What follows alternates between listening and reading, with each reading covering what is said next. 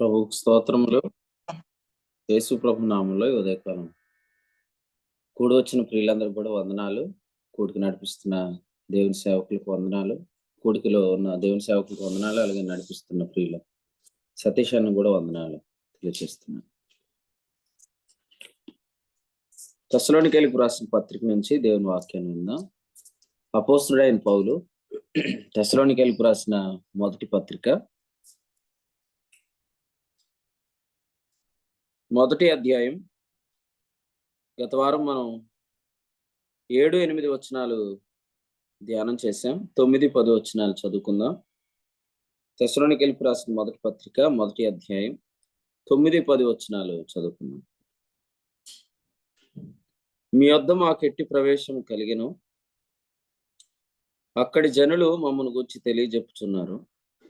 మరియు మీరు విగ్రహములను విడిచిపెట్టి జీవము గలవాడును సత్యవంతుడు నాకు దేవునికి దాసులవుటకును దేవుడు మృతుల్లో నుండి లేపిన యేసు అనగా రాబో ఉగ్రత నుండి మనలను తప్పించుచున్న ఆయన కుమారుడైన యేసు పరలోకము నుండి వచ్చునని ఎదురు చూచుటకును మీరెలాగూ దేవుని వైపునకు తిరిగితిరో ఆ సంగతి వారే తెలియజెప్పుచున్నారు. ఈ వచనాన్ని మనం చాలాసార్లు రాబోయే ఉగ్రత నుండి అనగా ఉగ్రత దినము నుండి సంఘము తప్పించబడుతుందనే సత్యాన్ని ధ్యానం చేసే క్రమంలో మనం చాలాసార్లు చదువుకుంటాం. ప్రకటన గ్రంథం 3వ అధ్యాయం 10వ వచనాన్ని, అలాగే తెస్సలోనికైలకు రాసిన మొదటి పత్రిక మొదటి అధ్యాయం 10వ వచనాన్ని మనము ఈ సందర్భంగా చదువుకుంటాం. పరలోకము నుండి యేసు ప్రభు వస్తున్నాడు.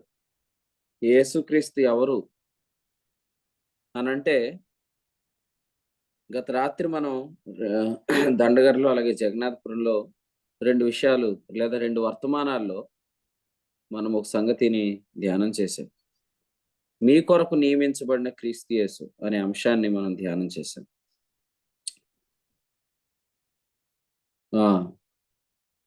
మరి అందరు వీడియోస్ ఆన్ చేయండి. వీడియోస్ ఆన్ చేసుకొని వాక్యం వినండి. దగ్గర బైబిల్ పట్టుకొని కూర్చొని వీడియోస్ ఆన్ చేసుకొని వాక్యం వినండి.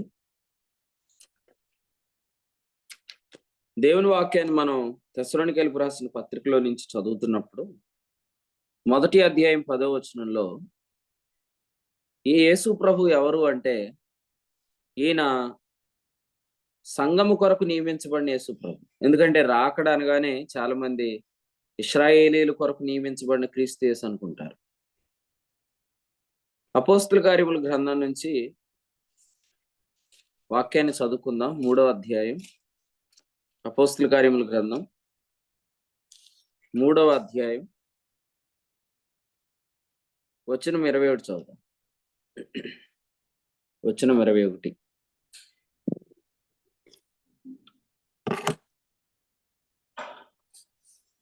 రాలేదైనా ప్రశాంత్ వందనాలు చదువు. అన్నిటికీ కుదురుబాటు కాలంలో వచ్చునని దేవుడు ఆది నుండి తన పరిశుద్ధ ప్రవక్తల నోట పలికించెను. అంతవరకు యేసు పరలోక నివాసి అయ్యుంట ఆవశ్యకము. నెక్స్ట్ కొంచెం పైకి 20 చదవండి. మీ కొరకు నియమించిన క్రీస్తు యేసును ఆయన పంపునట్లును మీ పాపములు తుడిసివేయబడు నిమిత్తమును మారు మనసు నుండి తిరుగుడి. చూడండి, ఇక్కడ ఇశ్రాయేల్ కొరకు నియమించబడిన క్రీస్తు యేసు, ఇశ్రాయేల్ కొరకు నియమించబడిన క్రీస్తు యేసు రావాలంటే 21లో చెప్పాడు, అంతవరకు ఆయన పరలోక నివాసిగా ఉండాలి అని చెప్పాడు.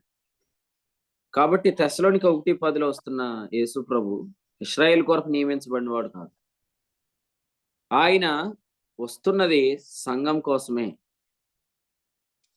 మీ కొరకు నియమించబడిన క్రీస్తు యేసు అని పేతురు ఎవరితో చెప్తున్నాడు? ఇక్కడ ఇశ్రాయేలీలతో చెప్తున్నాడు. 3వ అధ్యాయం వచ్చిన 12 చూడండి. పేతురు ఇశ్రాయేలీలరా అని ఈ భాగాన్ని చెప్తున్నాడు. కాబట్టి ఇశ్రాయేల్ కుదురుబాటు కాలాలు ఎప్పుడు వస్తాయి? యేసుక్రీస్తు మహిమ పరచబడితే వస్తాయా? యేసుక్రీస్తు ప్రభు మహిమ పరచబడిన తర్వాత వస్తాయా? లేదా యేసుక్రీస్తు ప్రభు పరలోక నివాసిగా కొంతకాలం ఉన్న తర్వాత వస్తాయా అని అంటే మనము స్పష్టంగా తెలుసుకోవాలి. యేసుక్రీస్తు మహిమ పరచబడిన తర్వాత కుదురుబాటు కాలాలు సంఘానికి లేదా మనకు అన్యజనులకు. అయితే విశ్రాంతి కాలాలు, కుదురుబాటు కాలాలు ఇశ్రాయేలీయులకి ఎప్పుడొస్తాయంటే పరలోక నివాసిగా ప్రభు కొంతకాలం ఉంటాడు. ఆ తర్వాత వస్తాయి. ఇది చాలా క్లియర్‌గా పేతురు ఇక్కడ చెప్పాడు. ఎందుకంటే నేను నిన్నగాక మొన్న వర్తమానంలో కూడా చెప్పాను. ఆరంభంలోనే ఇశ్రాయేలు శేషం రక్షించబడిందని, ఇప్పుడు అన్యజనులు రక్షించబడుతున్నారని, కాబట్టి శ్రమల కాలం లేదని, ఇశ్రాయేలు రక్షణ ఏమీ లేదని చెప్పేవారున్నారు. ఇశ్రాయేలు శేషం యొక్క రక్షణ అయిపోయిందని చెప్తారు. కానీ మీరు సిమియోను ప్రభువుని ఎత్తుకొని చెప్పిన మాట గాని, అపోస్తలుడైన పౌలు పత్రికల యొక్క ప్లేస్‌మెంట్ గాని 3 మనము రోమా పత్రిక యొక్క అధ్యాయాల క్రమాన్ని గాని మూడిటిని మనం స్టడీ చేస్తే, మొదటిగా సిమియోను ప్రభువుని ఎత్తుకున్నప్పుడు ఏమన్నాడంటే, అన్యజనులకు ఆయన వెలుగు, ఇశ్రాయేలుకు మహిమ అన్నాడు 2:32. కాబట్టి ఫస్ట్ ఆయన అన్యజనులకు వెలుగుగా ఉంటాడు. ఆ తర్వాత ఆయన ఇశ్రాయేలుకు మహిమగా ఉంటాడు. రెండవది పౌలు పత్రికల యొక్క క్రమాన్ని మనం చూస్తున్నప్పుడు యోహాను గాని, పేతురు గాని వ్రాసిన పత్రికలు పౌలు పత్రికల తర్వాత మరి ప్లేస్ చేసినట్లుగా చూస్తున్నాం. కారణం ఏందంటే గలతీ పత్రిక 2:9లో పేతురు యూదులకు అపోస్తలుడు, పౌలు అన్యజనులకు అపోస్తలుడు. ముందు పౌలు పత్రికలు ఉన్నాయి, ఆ తర్వాత పేతురు పత్రికలు ఉన్నాయి. ఇక మూడవది మనం గమనిస్తే రోమీయులకు రాసిన పత్రిక అధ్యాయాల క్రమాన్ని మనం చూస్తే, రోమీయులకు రాసిన పత్రిక 8వ అధ్యాయంలో వచనం 20 నుంచి లేదా 18 నుంచి సంఘం కొనుక్కోబడటాన్ని గురించి ఈ అధ్యాయంలో రాశాడు. ఆ తర్వాత 9వ అధ్యాయంలో ఇశ్రాయేలు విషయాలు రాశాడు. కాబట్టి మొదటిగా యేసు ప్రభు సంఘం కొరకు వస్తాడు. ఆ తర్వాత ఇశ్రాయేలు కొరకు వస్తాడు. మత్తయి సువార్త నుంచి ప్రారంభించబడిన న్యూ టెస్టిమెంట్ లో ప్రకటన గ్రంథం 22లో ఆయన సంఘం కొరకు వేకువ చుక్కగా వస్తున్నాడని మనం చూస్తాం. అయితే ఓల్డ్ టెస్టిమెంట్ లో పాత నిబంధన గ్రంథంలో మలాకి గ్రంథం 4వ అధ్యాయంలో ఆయన ఇశ్రాయేలు కొరకు వేకువ చుక్కగా కాదు గాని నీతి సూర్యుడిగా వస్తున్నాడని 4వ అధ్యాయం 2వ వచనంలో చూస్తున్నాం. కాబట్టి చుక్కే ముందొస్తుంది, ఆ తర్వాతే సూర్యుడు వస్తాడు. ఈ వచ్చిన భాగాలన్నిటిని బట్టి ఇప్పుడు వచ్చే ప్రభువు ఎవరు అంటే ఆయన ఇశ్రాయేలు కొరకు నియమించబడిన వాడు కాదు, సంఘం కొరకు నియమించబడిన క్రీస్తు యేసు. తెస్సలోనికీయులకు రాసిన మొదటి పత్రిక 1:10. సత్యప్రసాద్ గారు కూడా రిక్వెస్ట్ పెట్టాడన్నా వీడియో ఆన్ చేసుకోనని. లేదండి, ఆశీష్ లాజరస్ అని నిద్ర పెట్టాను. మరి ఏది మరి ఆన్ చేసుకోలేదు, ఈయన ప్రార్థన ఇచ్చారు అంటే పాస్టర్ గారు, మాదిరిలేని పాస్టర్ గారు. సార్ నా పలికే రేటు మాదిరిలేని పాస్టర్ గారు అంటే వీడియో ఆన్ చేసుకోండి.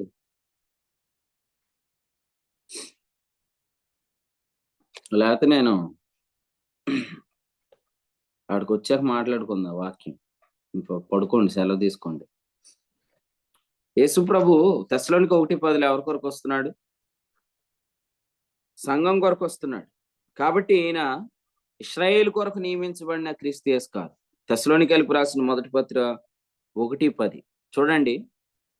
ఆత్మరూపిగా ప్రభువుని చూసేవాళ్ళు ప్రతి వాక్యాన్ని ఆత్మరూపకంగా చెప్తారని మనం గత నెలలో ధ్యానం చేసాం. అక్టోబర్ మాసంలో మనం ధ్యానం చేసిన వర్తమానం ఏంటంటే, ఆత్మరూపిగా ప్రభువుని ఎవరైతే చూస్తున్నారో వారు ప్రతి వాక్యాన్ని స్పిరిచువలైజ్ చేస్తారు. అలాగే మరి చాలా మంది ఇశ్రాయేలీయుల పోర్షన్ గా బైబిల్ చదువుకుంటూ యేసు ప్రభుని ఇశ్రాయేలీయుడైన ప్రభుగానే ఆయన్ని మరి చూస్తారనమాట. యేసుక్రీస్తుకు ఇశ్రాయేల్ రంగు పోస్తారు.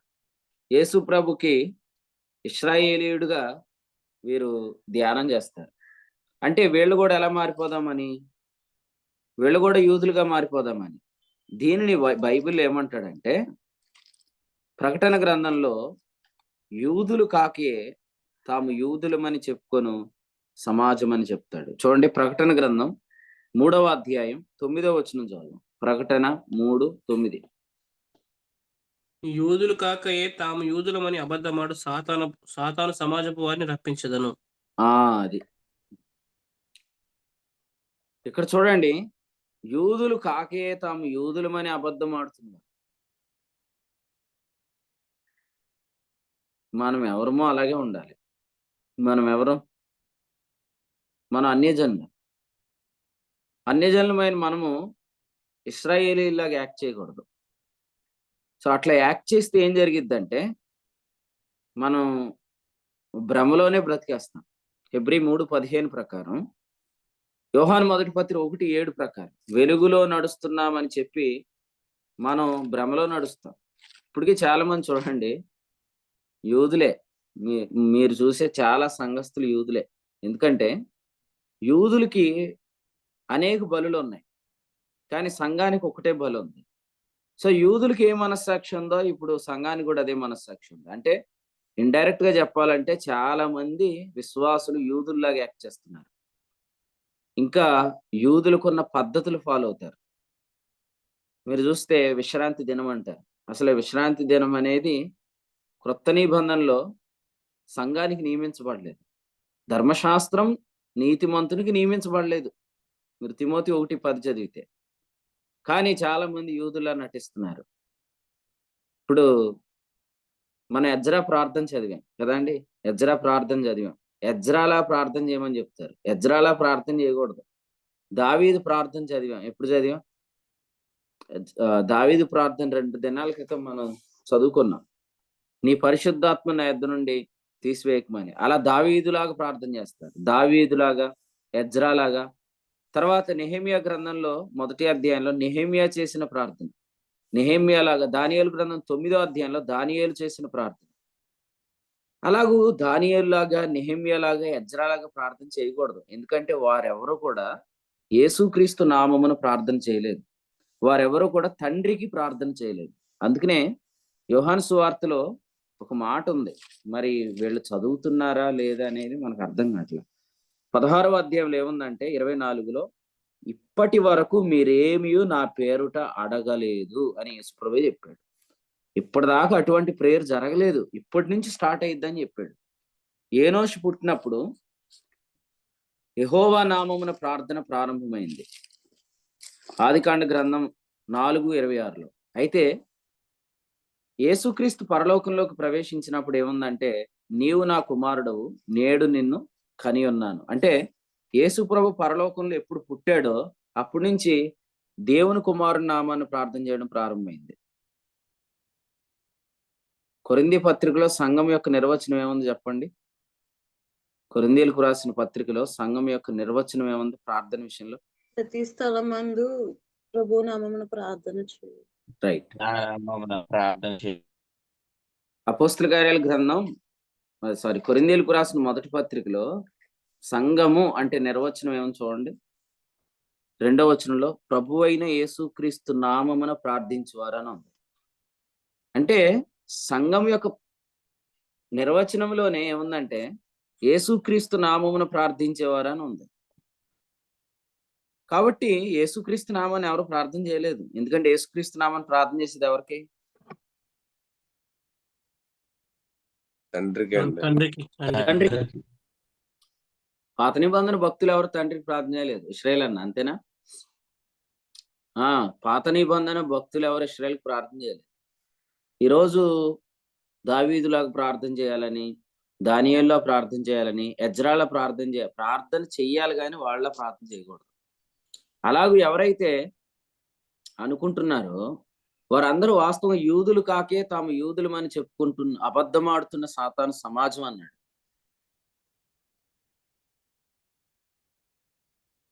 కదా. ఇప్పుడు ఇశ్రాయేలీలాగా యాక్ట్ చేయాలంటే ఫుల్గా ఇశ్రాయేల్ అయిపోవాలి. మళ్ళీ అయిపోతారా? ఫుల్గా ఇశ్రాయేల్ అయిపోతారా? ఆధార్ కార్డు మార్పించుకుంటారా? ఏమదన్నా మార్పించుకుంటారా? వేషధారణ అంటారు దీన్ని. ఎందుకంటే పేతురు తన పత్రికలో ఏం రాశాడు? 2:1లో క్రొత్తగా జన్మించిన శిశువులు పోలిన వారై ఎలా ఉండమన్నాడు? సమస్తమైన వేషధారణ మానండి అన్నాడు. నటించటం మానండి అన్నాడు. ఆత్మరూపులుగా నటించేస్తున్నారు. మనం ఆత్మలం కాదు, మనం మనుషులమని దేవుడు ఎరిగి ఆ పిల్లలు రక్తమాంసములు గలవారైనందున ఆయన రక్తమాంసాలు పాల్పడారు. ఫిబ్రవరి 2:14. మనము మనుషులమని దేవుడే, ఒరే మీరు మనుషులు రా బాబు అని ఆయన చెప్తే, మనం దేవునికి అబద్ధం ఆడుతున్నాం. ఏమని? మేము మనుషులం కాదు, మేము ఆత్మలమని. అలాగే దేవుడు మనల్ని ఏమంటున్నాడు? మీరు యూదులు కాదు, మీరు అన్యజనులు, మీరేం బాధపడకండి, అన్యజనులకు కూడా పోర్షన్ ఉంది, అన్యజనుల పోర్షన్ కూడా ఉంది అంటుంటే, బైబిల్ అంత ఇశ్రాయేలుకి అన్నట్లుగా వీరు యూదులా నటిస్తున్నారు. ఇప్పుడు డైరెక్ట్ గా చర్చెస్ ఉన్నాయి. యోధా మతం మీద చాలా చర్చెస్ ఉన్నాయి. సెవెంత్ డే చర్చ్ కావచ్చు, అలాగే యెహోవా సాక్షులు కావచ్చు. ఈవెన్ మీరు బాగా వాక్యం ఎరిగిన డినామినేషన్లు అని చెప్తున్నాయి కూడా యూదుల మందిరాలే, సమాజ మందిరాలే, సంఘాలు కాదు అవి. ఎందుకంటే యూదుల పద్ధతులను చాలా మంది ఫాలో అవుతున్నారు. కానీ యూదులు ఎవ్వరికి తెలియని ఏర్పాటు మొదటి సంఘానికి చెప్పాడు దేవుడు. తర్వాత ఇశ్రాయేలుకి తెలుస్తుంది. ఆ విషయము గమనించుకోకుండా మరి పాత నిబంధన చదువుతున్నప్పుడు చాలా మంది యూదులుగా మారిపోతున్నారు. ఇది చాలా విచారకరం. యూదులుగా మారిపోతే చాలా ప్రమాదం ఉంది. ఏంటంటే యూదులుగా మారిపోయిన వారిని సాతాను సమాజం అని ప్రభు చెప్తున్నాడు. ఎందుకంటే వీళ్ళ ద్వారా నేటి సంఘానికి చాలా హాని ఉంది. సో ప్రకటన గ్రంథం చూడండి మీరు 3వ అధ్యాయంలో ఇక్కడ ఫిలదెల్ఫియాలో ఉన్న సంఘానికి రాస్తూ ఏం చెప్పాడంటే, యూదులు కాకే తాము యూదులమని చెప్పుకొని సాతాను సమాజపు వారి వల్ల కలుగుతున్న సంఘానికి కలుగుతున్న కీడు నష్టం గురించి మాట్లాడుతూ 9వ వచనంలో వారు నీ పాదముల ఎదుట పడతారన్నాడు. అంటే ఇప్పుడు సంఘములో యూదుల సమాజంగా ఎవరైతే ఉన్నారో వాళ్ళందరూ చర్చికి విరోధులు, సంఘము అనే వ్యవస్థకు విరోధులు. రాము ప్రకటన గ్రంథం 2వ అధ్యాయంలో ఏమని చదవండి, 9వ వచనంలో, యూదులు కాకే తాము యూదులమని చెప్పుకున్న సమాజం వల్ల దూషణ కలుగుతుంది సంఘానికి అన్నాడు. కలుగుతుందా లేదా? ఎలా కలుగుతుంది? ఆదివారం ప్రార్థన పెడతా వీల్లేదంటారా? చెప్పండి. ఆదివారం ప్రార్థన పెట్టడానికి వీల్లేదంటారా? అట్లా కాదు, వినండి. ఎప్పుడైతే అన్యజనులైన వారు యూదుల్లాగా యాక్ట్ చేయటం స్టార్ట్ చేస్తారో వీరు సంఘానికి రాసిన సత్యాలు ఒప్పుకోలేరు. ముఖ్యంగా వీళ్ళు పౌలు పత్రికలు కూడా విరోధులు. పైకి పౌలు గారిని గురించి గొప్పగా చెప్తారు కానీ పౌలు పత్రికలు విరోధులు. ఎందుకంటే పౌలు పత్రికల్లో ఉన్న వచనాల్లో 6:11 రోమా పత్రికలు ఏముంది? అటువలే మీరును పాపం విషయమే మృతులుగాను దేవుని విషయమే క్రీస్తునందు సజీవులుగాను మిమ్మల్ని మీరే ఎంచుకోండి అని ఉంది. అంటే పౌలు చెప్పిన వచనం ఇది. కానీ ఒకవేళ మీరు ఇదే వచనం చెప్తే మిమ్మల్ని దడతారు. పాపిగా ఎంచుకోవద్దంటారేంటి? పాపిగా ఎంచుకోకపోతే ఎలాగూ? పౌలు గారు ఏమన్నాడు? నేను ప్రధాన పాపిని అన్నాడంట. పౌలు ప్రధాన పాపి అని ఎప్పుడు అన్నాడు? ప్రభువుని నమ్మక ముందు నేను ప్రధాన పాపిని, ఆయన నన్ను కూడా కరుణించాడు అని తిమోతి 1:15లో మాట్లాడుతూ ఏం చెప్పాడు? పాపులను రక్షించుటకు క్రీస్తు యేసు. ఎవరిదండి మైక్ ఆన్ అయిపోతుంది? పాపులను రక్షించుటకు క్రీస్తు యేసు లోకమునకు వచ్చెనను మాట నమ్మదగినది, పూర్ణాంగీకారముకు యోగ్యమైనది అనే సంగతి చెప్తూ చెప్పాడు.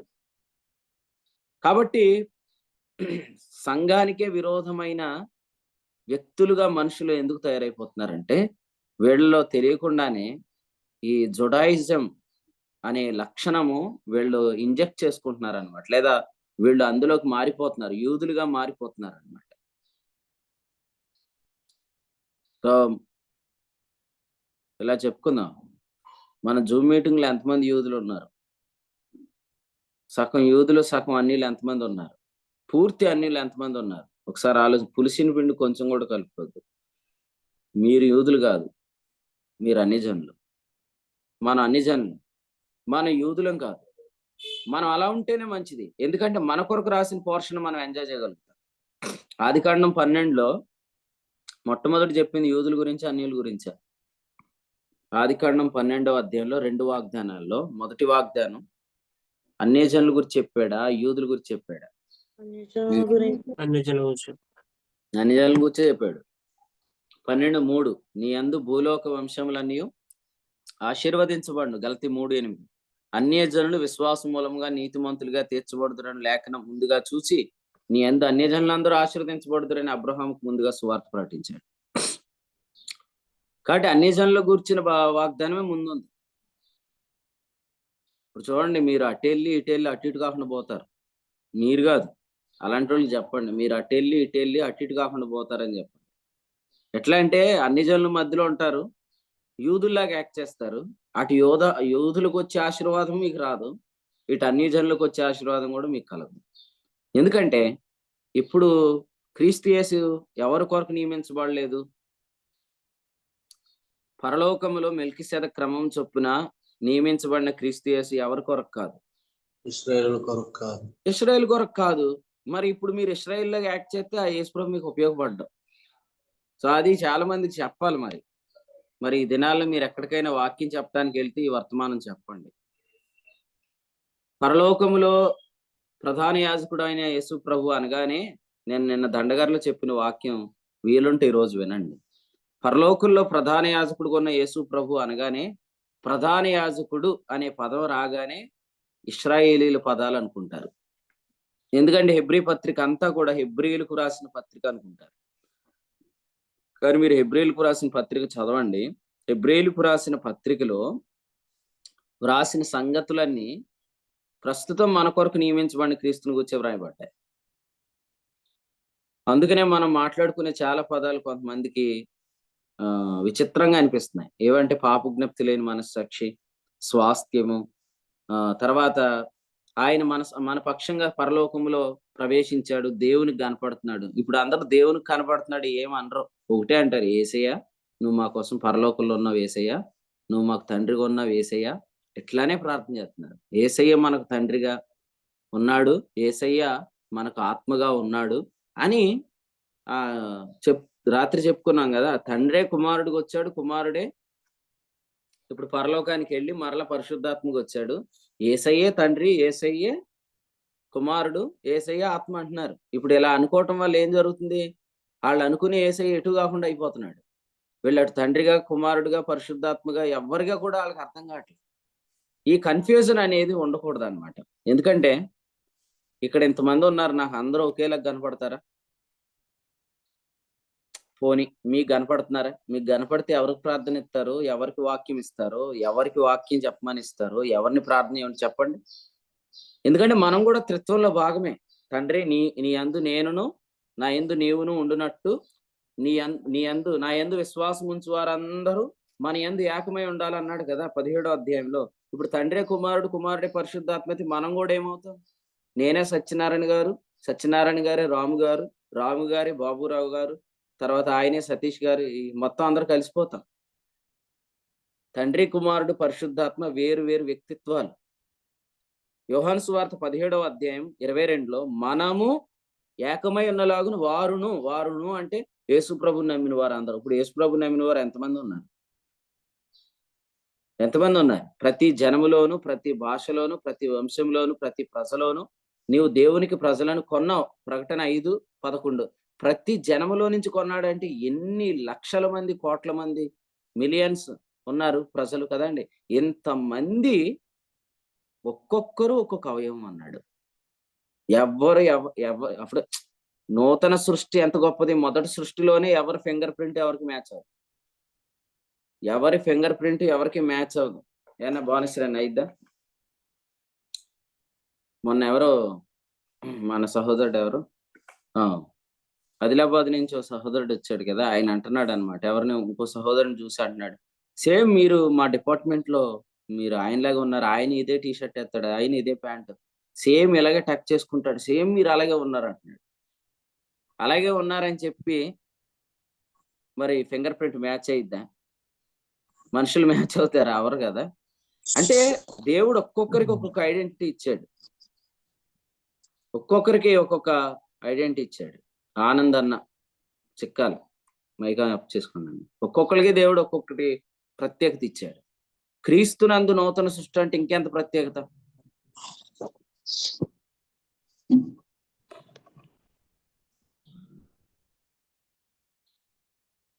కాబట్టి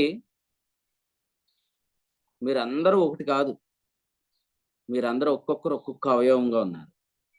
అందుకనే యేసుక్రీస్తు ప్రభువుని మనము ధ్యానం చేస్తున్నప్పుడు ఆయన మన కొరకు విధించబడిన వాడుగా ధ్యానం చేస్తే తండ్రికి కనబడుతున్నాడు, పరిశుద్ధాత్మను పంపాడు, పరిశుద్ధాత్మ మనలో ఉన్నాడు, మన కొరకు ప్రభు రాబోతున్నాడు.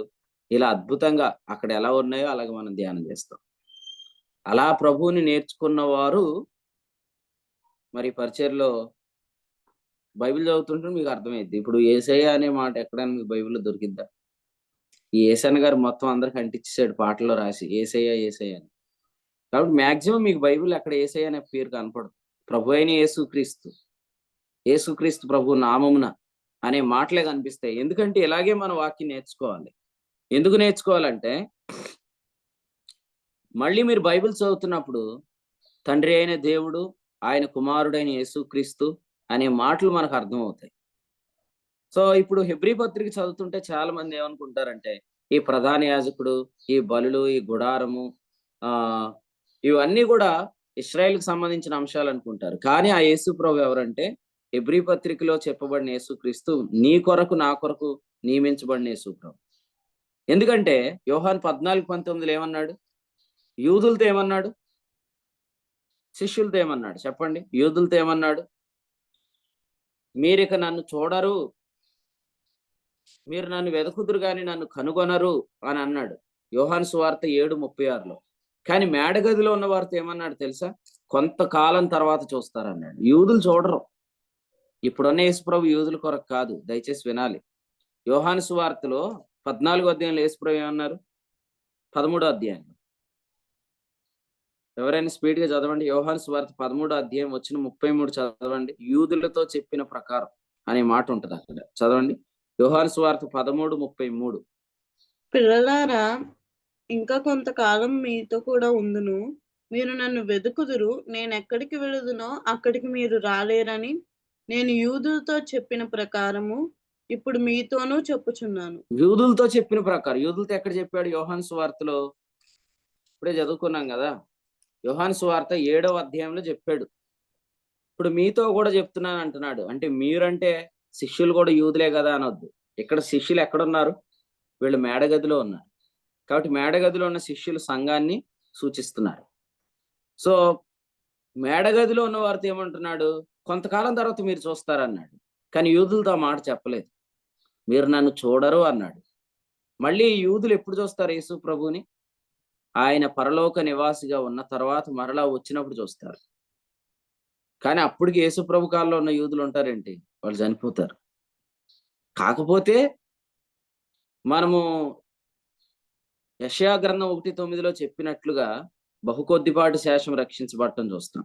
ఆ ఇశ్రాయేలీయులు రక్షించబడతారు. కాబట్టి యోహాను సువార్తలో చెప్పినట్లుగా హెబ్రీ పత్రికలో ఉన్న క్రీస్తు ఎవరంటే ఆయన ఇశ్రాయేలు కొరకు నియమించబడిన క్రీస్తు కాదు. ఆయన అన్యజనులమైన మన కొరకు, విశ్వాసులమైన మన కొరకు, సంఘం కొరకు నియమించబడిన క్రీస్తు. మరొకసారి నేను వాక్యం చదివిస్తున్నాను. మీరు ఎవరైనా రాత్రి జగన్నాథపురం వాక్యం వినకపోతే ఈరోజు వినండి, ఒకసారి చదవండి. ఈ వచనం చదవండి. పేతురు పత్రిక 1:20 చదవండి. పేతురు పత్రిక 1:20. ఆయన జగత్తు పునాది వేయబడక మునిపే నియమింపబడెను గాని తన మృతుల్లో నుండి లేపి తనకు మహిమ ఇచ్చిన దేవుని ఎడల తన ద్వారా విశ్వాసులైన మీ నిమిత్తము ఆ మాట చూడండి. విశ్వాసులైన మీ నిమిత్తం జగత్ పునాది వేయబడక మునిపే నియమించబడిన క్రీస్తు. కాబట్టి విశ్వాసుల నిమిత్తం నియమించబడిన క్రీస్తు, ఇశ్రాయేల్ కొరకు నియమించబడిన క్రీస్తు కాదు. కాబట్టి తెస్సలోనికా పత్రిక చదివేటప్పుడు చాలా ప్రాముఖ్యమైన సంగతి, ఇప్పుడు యేసు ప్రభు రాబోతుంది ఇశ్రాయేల్ కొరకు కాదు. 1:10. ఇప్పుడు రాబోతున్న క్రీస్తు సంఘం కొరకు రాబోతున్నాడు, విశ్వాసుల కొరకు రాబోతున్నాడు. మిమ్మల్ని మళ్ళీ అడుగుతున్నాను, మీరు బిలీవర్సా జ్యూసా? మీరు విశ్వాసులా యూదులా? అది మీరు తెలుసుకోండి. విశ్వాసులాగే ఉండండి. మీలో యోధ రంగు పడిందంటే మీరు సంఘానికి విరోధులు అయిపోతారు. సంఘానికి మీరు విరోధంగా పనిచేస్తారు. అది ఒక స్పిరిట్ అన్నమాట. మనం ఏమనుకుంటామంటే యూదుల్లా మారటం అనేది ఇంకా ఆధ్యాత్మికత అనుకుంటున్నారు చాలా మంది, భక్తి అనుకుంటున్నారు. నేను అడుగుతాను, మరి యూదులుగా మారిపోతే ఒక్క నిమిషం,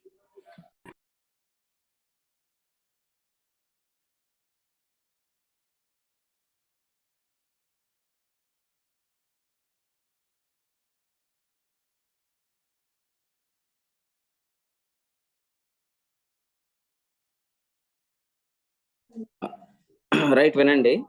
ఇక్కడ మనం కానీ యూదుల్లాగా మారిపోవటానికి ప్రయత్నం చేస్తే ఏం జరిగిద్దంటే మనం సంఘానికి విరోధంగా మాట్లాడతాం అన్నమాట. ఎందుకంటే ఓ ప్రశ్న అడుగుతాను, యూదుల్లో మారిపోయే వాళ్ళు బాప్తిస్మ ఇచ్చి యోహాను వస్త్రధారణ ఆహారం ఒప్పుకుంటారా? ఏనా చెప్పండి. చుట్టూ తోలుదట్టు కట్టుకోవాలి, మిడతలు తేనె తినాలి, తింటారా? మీకు మీటింగ్స్ పెట్టండి.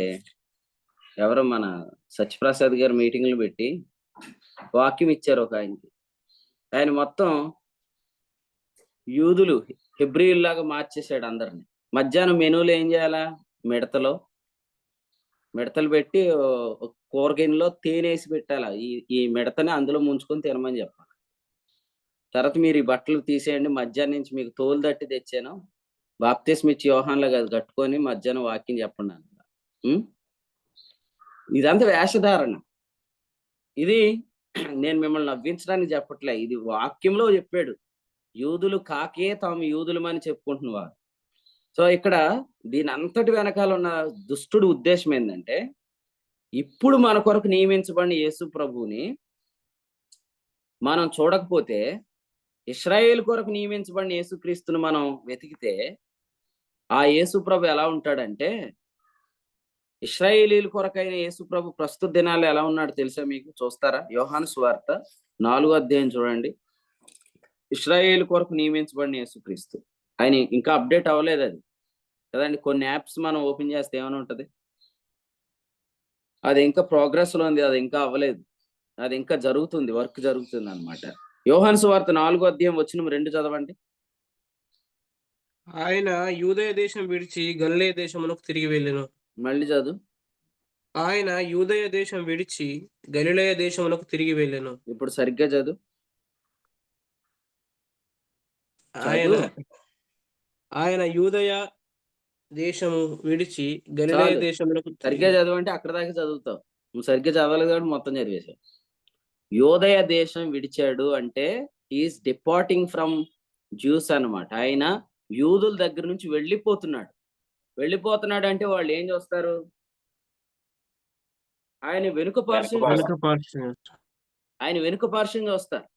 ఇప్పుడు సంఘం కొరకు రాబోతున్న యేసుక్రీస్తు పరలోకం నుండి వస్తున్నాడంటే మనం చూసేది ఏంటి? ఫ్రంట్ సైడ్ అండ్ ముందు ఫ్రంట్ పోర్షన్ చూస్తాం. మీరు ఇప్పుడు యూదులుగా మారిపోయారు అనుకోండి, అప్పుడు మీకు యేసు ప్రభు వెనుక పార్శ్వం కనపడుతుంది. వెనుక పార్శ్వం కనపడితే మీరు ఎక్కడ ఉంటారు తెలుసా? చీకట్లో ఉంటారు. యోహాను సువార్త 3లోకి వెళ్ళిపోతారు మీరు. రాత్రి వేళ నికోదేము అంటారు అంతే. కానీ ఆయన ముందటి పార్శ్వం చూస్తే యోహాను సువార్త 4వ అధ్యాయము వచనం 4 ఆయన సమరయ మార్గమున వెళ్ళవలసి వచ్చెను. అప్పుడు ఆయన సమరయ మార్గమున వెళ్తున్నప్పుడు ఏం జరిగిందంటే ఇక్కడ చెప్తున్నాడు, పగలు ఇంచుమించు 12 గంటలు. పగలు 6వ వచనం. ఫ్రంట్ పోర్షన్ చూస్తే పగలు, బ్యాక్ పోర్షన్ చూస్తే నైట్.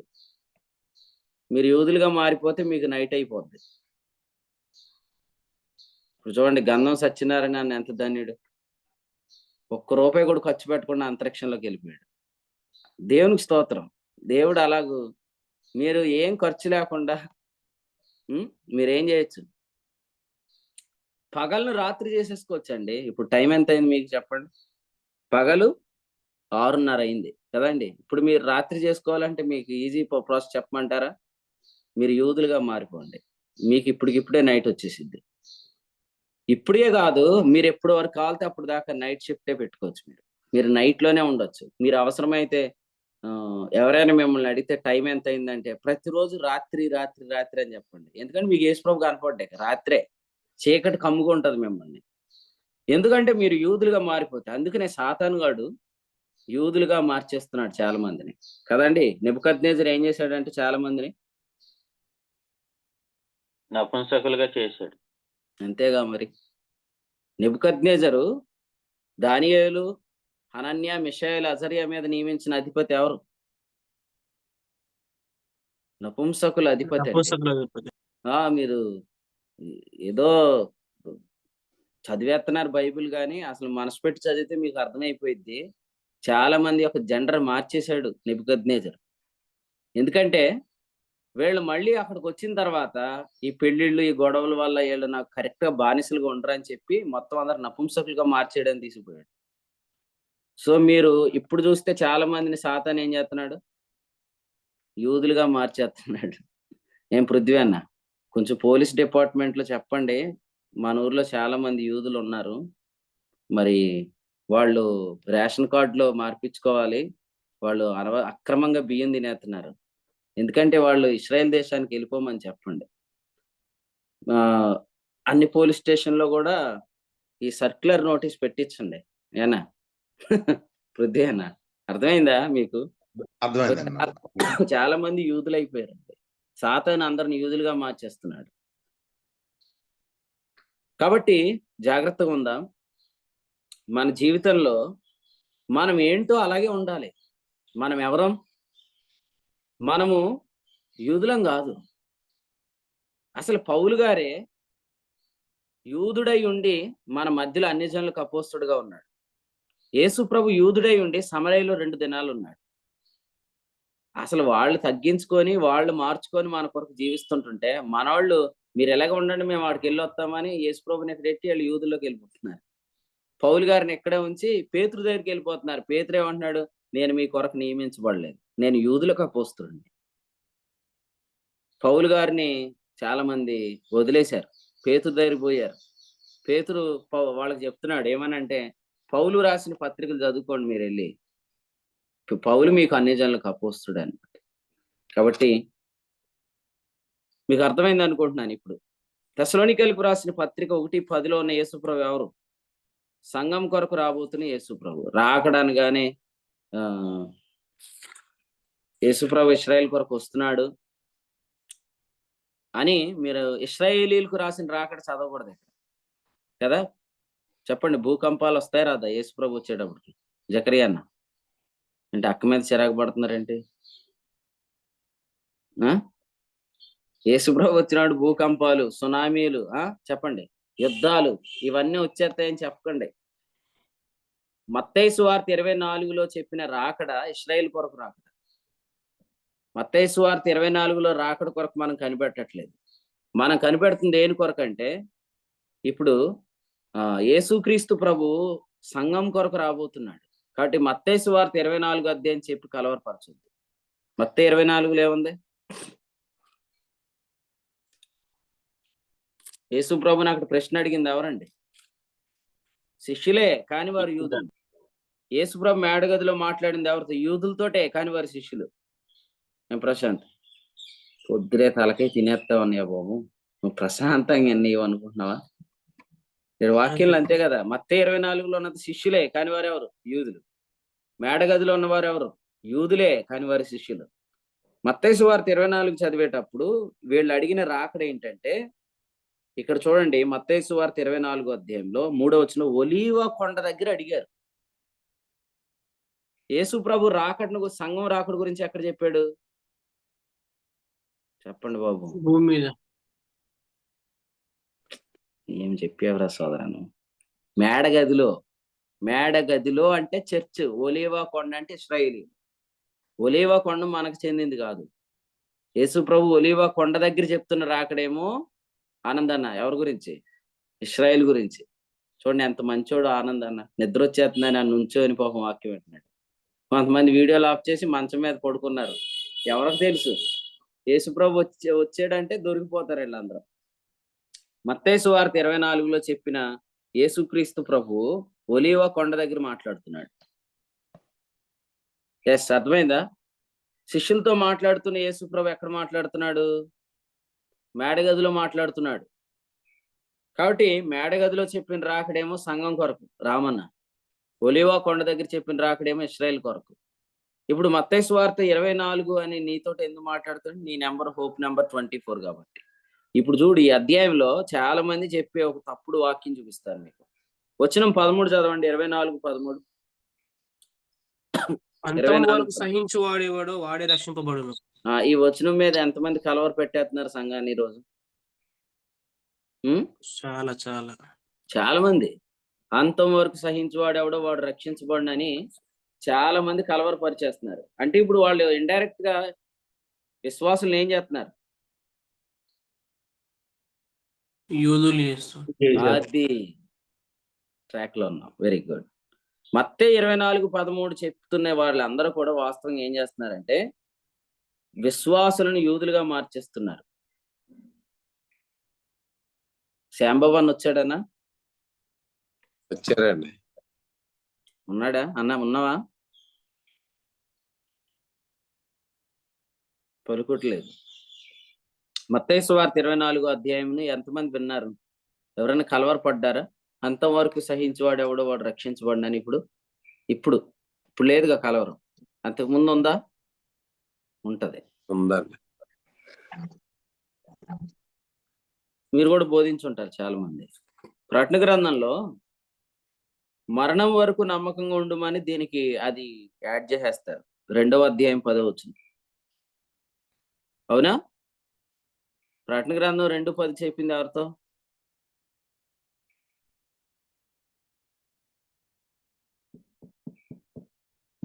చెప్పండి. సైలెంట్ గా కూర్చుంటారు ఏంటండి? ప్రకటన 2:10 చెప్పింది ఎవరితో?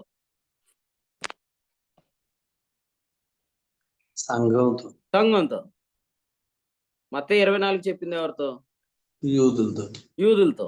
అయితే మీకు ఇక్కడ గమ్మత్తు ఏందనుకున్నారు? అసలు ప్రకటన గ్రంథం 2:10 పైన వచ్చిన ఏంటి తెలుసా మీకు? యూదులు కాకే తాము యూదులు అని చెప్పుకునేవారు. అసలే ఈ వాక్యాలు చెప్పే వాళ్ళ గురించి ఆ పైనే రాశాడు.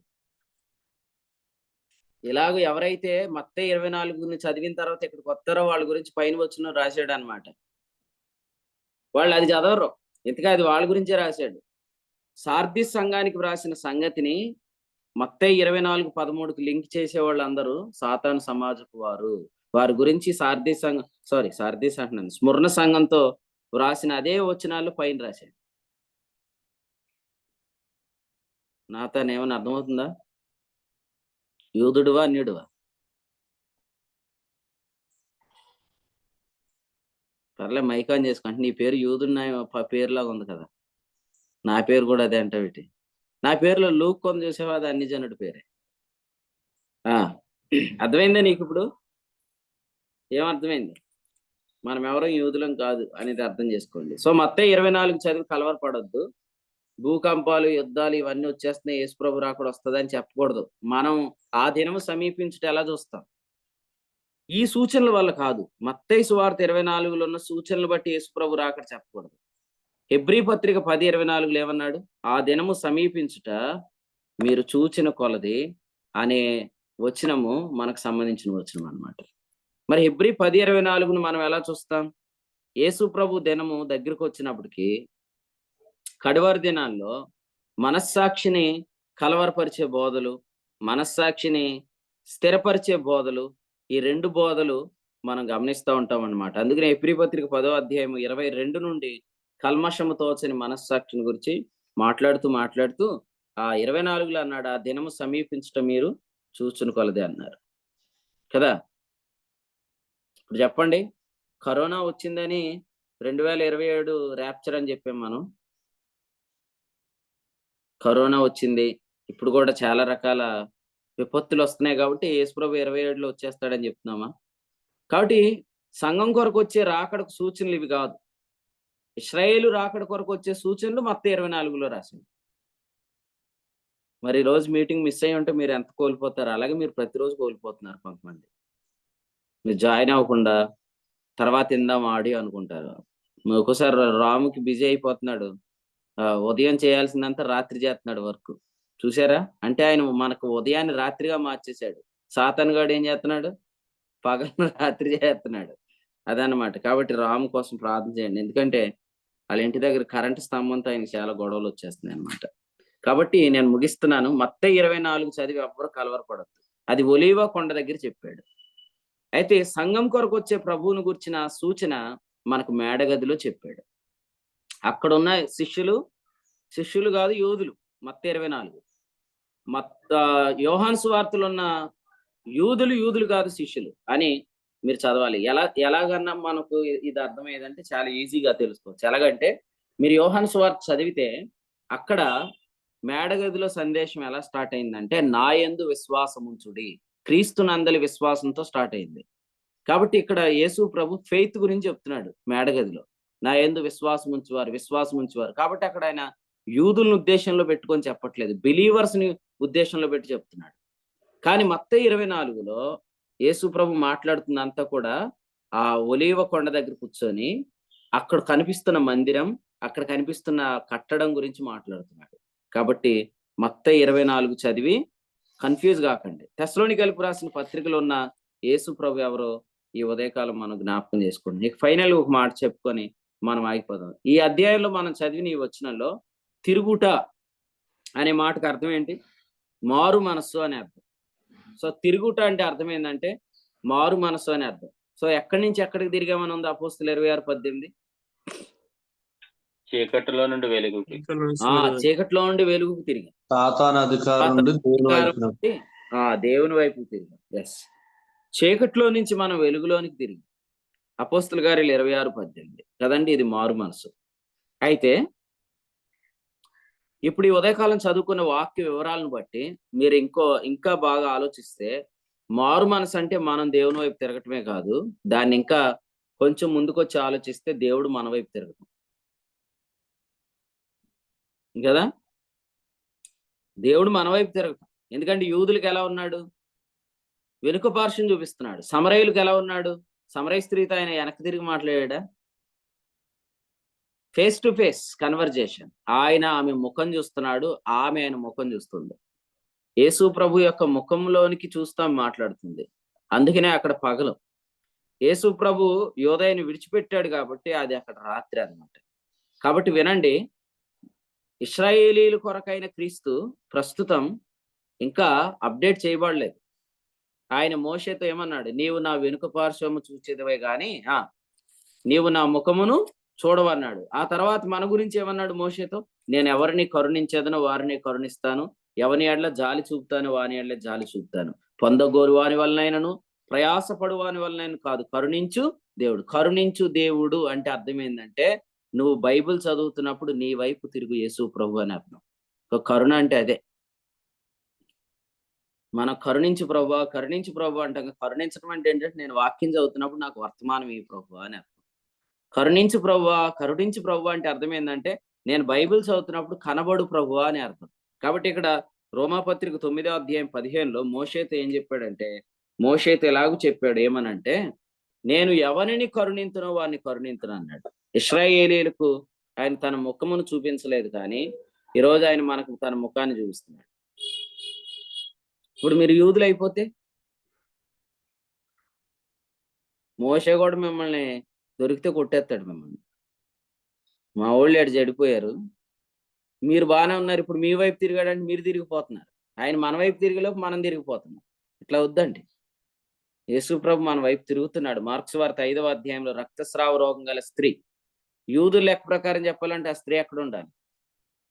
సమాజానికి వెలుపులో ఉండాలి. కానీ ఇప్పుడు ఆమె సమాజంలో ఎంత పెద్ద జనసమూహంలో ఆమె ఉంది. అసలు వాస్తవంగా యేసుప్రభు యూదుడైతే ఏమంటాడే, నువ్వు ఇక్కడికి ఎందుకు వచ్చావు? జనాల్లో ఉండొచ్చా నువ్వు? బయటకు పొమ్మంటాడు.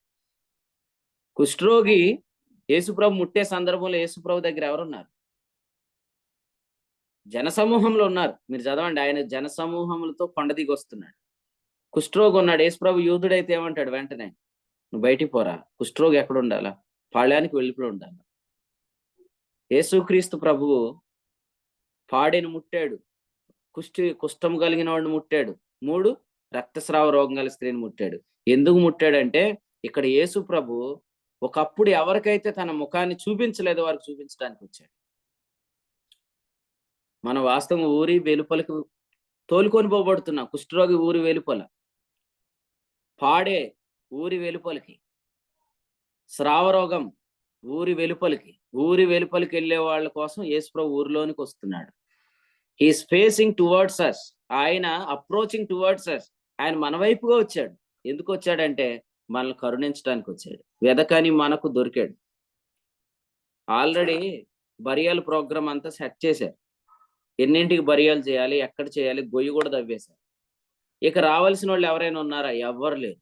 సో వెళ్ళిపోతుంది ఆ బండి వెళ్ళిపోతుంది. యేసుప్రభు దానికి ఎదురుగొడ్డు వచ్చి, ఈయన తెలియని బంధువుడు అండి. ఇప్పుడు ఆమెకు ఎంతమంది? ఒక్కడే కుమారుడు. ఆ కుమారుడికి ఎంతమంది? తల్లి ఒక్కతే, తండ్రి లేడు. సో వారు వాస్తవం చెప్పాలంటే ఈ బిడ్డ పోతే ఆమె ఒక్కతే అయిపోతుంది. కానీ ఆమె జీవితంలోనికి ఒక తెలియని బంధువుగా యేసు ప్రభు పరిచయం అయ్యాడు. ఎంతో మంది బంధువులు వచ్చి ఏం చెప్పుంటారు? అమ్మా, అందరం చనిపోతాం, అందరం వెళ్ళిపోతాం, మళ్ళీ దేవుడు వస్తాడు, మనం లేపుతాడు అని చెప్తారు. కానీ యేసు ప్రభు ఆ రోజే వచ్చాడు. బోయాజ్ మనకు బంధువుడు. ఆ విషయము రూతుకు ఎక్కడ చెప్పింది? మోయాబులో చెప్పిందా? బెత్లెహేంకి వచ్చాక చెప్పిందా? బెత్లెహేంకి వచ్చాక చెప్పింది. కాబట్టి మనకు తెలియని బంధువుడు, మనకు తెలియని స్నేహితుడు, మనకు తెలియని సమీప బంధువుడు మన జీవితంలోనికి వచ్చాడు. ఆయన మనల్ని కరుణించాడు. ఆయన తన ముఖాన్ని మనకు చూపించాడు. చాలా మందికి సమస్యలు చెప్తే వెళ్ళిపోతారండి. కానీ యేసు ప్రభు మన సమస్య అంతా వింటాడు. యోహాను సువార్త 4వ అధ్యాయంలో సమరయ స్త్రీతో ఆయన చాలా ప్రశాంతంగా, చాలా ప్రియముగా అని మాట్లాడాడు. ఏమన్నాడు? నేను నిన్ను అరణ్యంలోనికి తీసుకెళ్తాను, నేను నీతో మరలా ప్రేమతో మాట్లాడతాను అన్నాడు. ఎవరితో? ఇశ్రాయేలీయులతో. కానీ అంతవరకు ఆయన పరలోక నివాసం ఉండి మనతో ప్రియంగా మాట్లాడుతున్నాడు. ఆయన తల్లి, ఆయన సహోదరులు ఎక్కడ నిలబడ్డారు? ఇప్పుడు మనతో మాట్లాడుతున్నప్పుడు వాళ్ళు బయట నిలబడ్డారు. వాళ్ళు వచ్చి యేసుప్రభుతో ఏమంటున్నారు? ఏం చెప్పమంటున్నారు?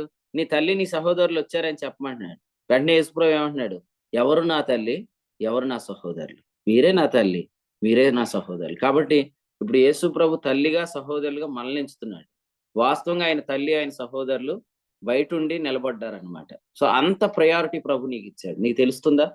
నువ్వు గ్రంథం చదివినప్పుడు నీ కొరకు వస్తున్న యేసు ప్రభువుని, నీ నిమిత్తం నియమించబడిన యేసు ప్రభుని చూడకపోతే నిన్ను కరుణించే యేసు ప్రభు నీవు చూడలే. ఫైనల్ రిఫరెన్స్ నిత్య జీవార్థమైన యేసుక్రీస్తు కనికరం. ఎక్కడుంది ఈ మాట? నిత్య జీవార్థమైన యేసుక్రీస్తు కనికరం.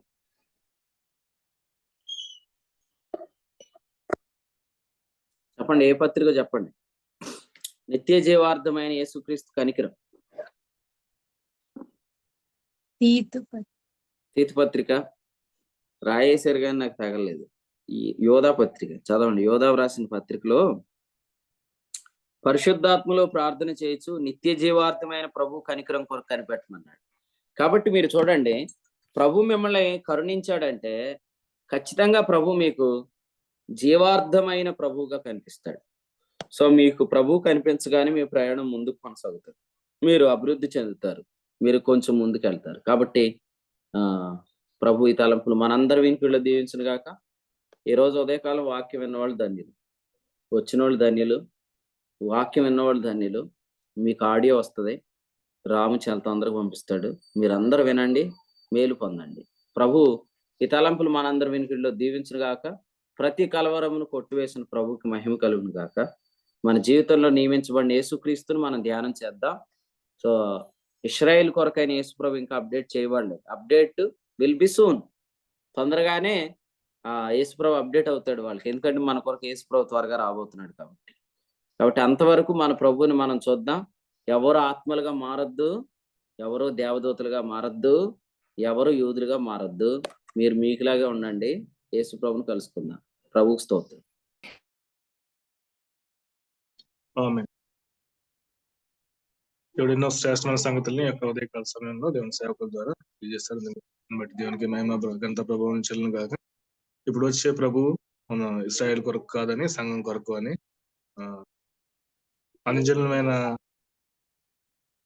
మన గురించే వాగ్దానము ముందుగా ఉన్నది అని ఆ వాగ్దానము అట్టుగా అబ్రహాం గారికి ప్రకటింపబడింది అని చెప్పి,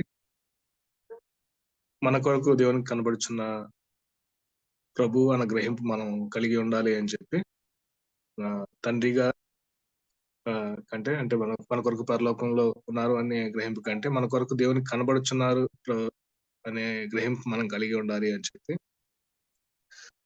అదేవిధంగా విశ్వాసుల కొరకు నియమింపబడిన జగత్తు పునాది వేయబడక ముందే నియమింపబడిన క్రీస్తు అని ప్రభు సంఘానికి సమ్ముఖునిగా ఉన్నారు అని చెప్పి స్పష్టంగా శాశ్వత సంగతుల్ని దేవుడి సేవకుల ద్వారా ఉదయకాల సమయంలో దేవుడు మాకు తెలియజేస్తారు. అందుని బట్టి దేవునికి మహిమ ఘనత ప్రభావం చెల్లును గాక. ఈ యొక్క కూడికలో ప్రార్థన చేసిన వారికి, అదేవిధంగా కీర్తన ద్వారా ప్రభు నామాన్ని మహిమపరిచిన వారికి, వాక్య సాధన ప్రార్థించిన వారికి, వాక్య పఠనం చదివించిన వారికి అందరికి కుడి పక్షాన్ని వందనాలండి.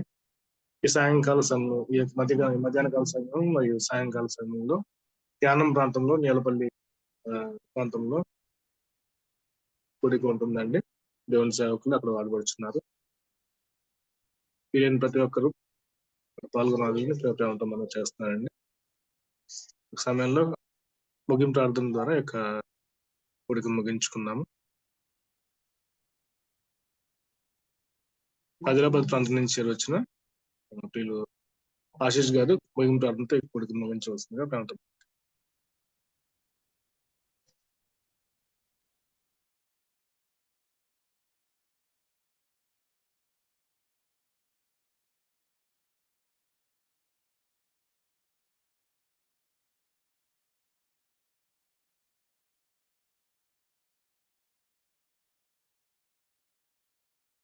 ఆశీష్ గారు అవైలబుల్ కాబట్టి రాజమండ్రి ప్రాంతం నుంచి వచ్చిన సత్యానాథ్ గారు ముగింపు ప్రార్థనతో కూడిక ముగించవలసిందిగా ప్రార్థన.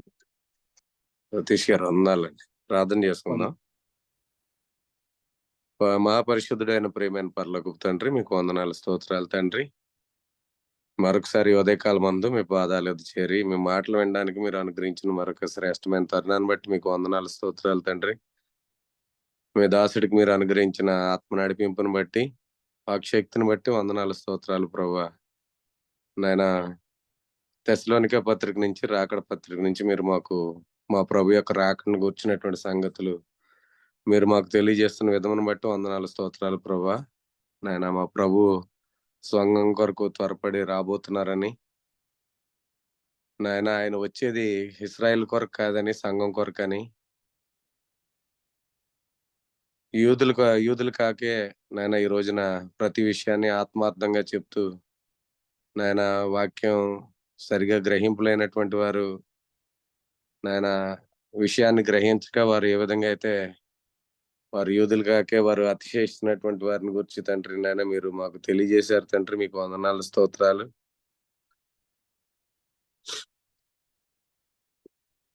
వారు సాతాను సమాజం వారని, వారి ద్వారా వారు పౌలు పత్రికలను ఏ విధంగా వారు అపార్థం చేసి వారు పౌరు పత్రికలను వారు సంఘానికి విరోధంగా బోధిస్తున్నారో, అలాగే వారి ద్వారా సంఘానికి వారు విరోధంగా ఏ విధంగా ఉంటున్నారో, సంఘానికి కలుగుతున్నటువంటి దూషణ, వారి ద్వారా సంఘానికి కలుగుతున్నటువంటి నష్టం ఈ ఉదయకాలం మంది మీరు స్పష్టంగా మాట్లాడారు తండ్రి. నాయన సంఘం రక్షించబడిన తర్వాత మాత్రమే శేషం రక్షించబడుతుందని ఈ విషయాన్ని వారు గ్రహించక, మత్తయి సువార్త 24వ అధ్యాయంలో ఉన్నటువంటి వచనాలని వారు ఏ విధంగా వక్రీకరిస్తున్నారో నాయన ఆ వచనాన్ని తీసుకుని వారు సంఘాన్ని ఏ విధంగా కలవరపరుస్తున్నారో ఈ యొక్క ఉదయకాల మందు తండ్రి మీరు స్పష్టంగా మాతో మాట్లాడారు నాయన. మేము యేసుక్రీస్తు ప్రభు వారి యొక్క వెనక భాగాన్ని కాదు కానీ నాయన మేము ముందు భాగాన్ని, అనగా మేము చీకటిలో నుంచి ఆశ్చర్యకరమైనటువంటి వెలుగులోనికి, మేము సాతాను యొక్క బంధకాల నుంచి మమ్మల్ని విడిపించబడి మా ప్రభు వైపు తిరిగాము. మేము స్పష్టంగా ఈ రోజున ప్రతి నిత్యము మా ప్రభువును స్పష్టంగా చూసే సంఘంలో మీరు మమ్మల్ని ఉంచారు తండ్రి. ఆ పరిచయలో మీరు మమ్మల్ని ఉంచారు, అందుకు మీకు వందనాలు స్తోత్రాలు ప్రభువా. రాకడలో నాయన ప్రతి విషయాన్ని మీరు స్పష్టంగా మాతో మాట్లాడుతున్నారు. ఎందుకంటే సంఘాన్ని మీరు ఎంతగా ప్రేమించారో, సంఘం కొరకు నైనా మీరు చేసినటువంటి ఏర్పాటు జగత్తోత్పత్తికి ముందే మీ యొక్క ప్రణాళిక ఏంటో చాలా స్పష్టంగా మీరు మాతో తండ్రి, మీకు వందనాలు, స్తోత్రాలు. ఆ దినం సమీపించిన కొలది మేము మరీ ఎక్కువగా కూడుకోవడానికి తండ్రి, మీరు మా ఎడల చూపించినటువంటి ప్రేమను ఇంకా ఎక్కువగా తెలుసుకోవడానికి తండ్రి, మీరు చూపిస్తున్న కృపకై వందనాలు, స్తోత్రాలు తండ్రి.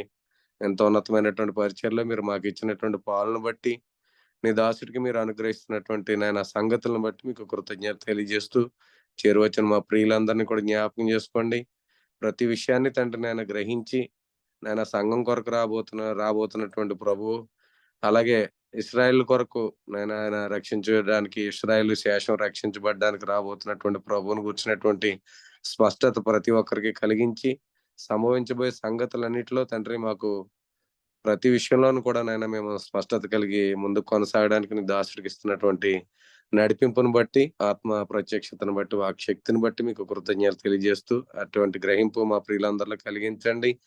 అలాగే తండ్రి, నేను కొడుకు నడిపించిన మీ ప్రియులు నాయన సతీష్ గారిని కూడా నాయన మీరు జ్ఞాపకం చేసుకొని పరిచయం ఇంకా బలంగా వాడుకోమని, నేను ఈ మీటింగ్ తర్వాత జరగబోయే లింక్ ప్రేయర్లోను, అలాగే ఈ రోజు మధ్యాహ్నం ఈ యానంలో జరుగుతున్నటువంటి ఈ రోజు మధ్యాహ్నం, సాయంత్రం యానంలో నేలపల్లిలో జరుగుతున్నటువంటి ఆయన ప్రత్యేకమైన పరిచయలోను, మీ దాసులకు ప్రయాణంలోను, అలాగే పరిచయలో కూడా మీ కృప తోడుగా ఉంచమని, ఇప్పటి వరకు నాయన మీరు మా పట్ల అనుగ్రహించినటువంటి వాక్యాన్ని బట్టి మీకు కృతజ్ఞత తెలియజేస్తూ, సమస్త మహిమ ఘనత ప్రభావాలు మీకే చెల్లిస్తూ, యేసుక్రీస్తు ప్రభువారి పేట కృతజ్ఞత తెలియజేస్తూ, స్తుతులు చెల్లిస్తూ ఈ యొక్క కూడికను ముగింపు చేస్తున్నాం పరమ తండ్రి. ఆమేన్. వందనాలండి సతీష్. వందనాలండి. ముగింపు ప్రార్థన చేసిన సత్యానక్ గారికి పొడి పక్షాన వందనాలండి. ఒకరికొకరు వందనాలు తెలియజేసుకుని పొడి నుంచి సెలవు తీసుకుందాం. అందరికీ వందనాలండి. అందరికీ వందనాలు. అందరికీ మన ప్రభువైన యేసుక్రీస్తు నామములో వందనాలండి. అందరికీ వందనాలండి. అందరికీ వందనాలండి. అందరికీ వందనాలండి. అందరికీ వందనాలు. అందరికీ వందనాలండి. అందరికీ వందనాలండి. అందరికీ వందనాలు. అందరికీ వందనాలండి.